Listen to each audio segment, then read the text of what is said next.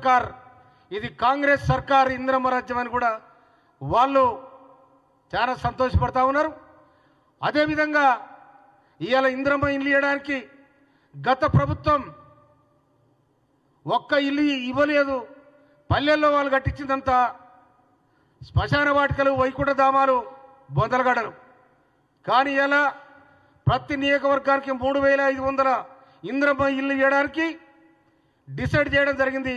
నా నియోజకవర్గం తుంగతుర్తి నియోజకవర్గంలో ఉండబడిన 9 మండలాల్లో ఒక్కొక్క మండలానికి ఒక్కొక్క విలేజ్ను, ఒక్క గ్రామాన్ని పైలట్ ప్రాజెక్టుగా తీసుకొని అక్కడ ముగ్గురు బాసి పునాదులు కూడా ప్రారంభించిన సందర్భాలు నేను మీకు తెలియజేస్తా ఉన్నాను.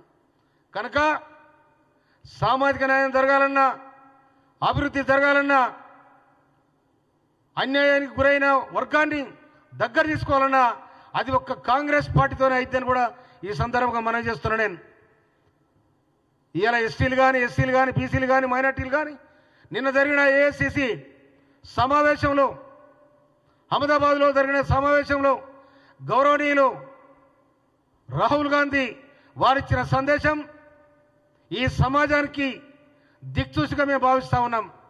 అదేవిధంగా మన ముఖ్యమంత్రి వర్యులు రేవంత్ రెడ్డి గారు అహ్మదాబాద్లో వారిచ్చిన సందేశం బీజేపీ చేస్తున్న సనాతన ధర్మాన్ని పాటించాలని, రాజ్యాంగాన్ని మార్చాలని కుట్రపూరిత విధానాలను చెండాడిన సందర్భాన్ని కూడా మనం చూస్తూ ఉన్నాం. అందుకోసమనే ఇంకా ఈ దేశం వెనకపోతుందా, మోడీ ముందు తీసుకుపోతుందా కూడా మనం తెలుసుకోవాల్సిన పరిస్థితి ఆసనమైంది. అందుకోసం బడుగు బలహీన వర్గాలు,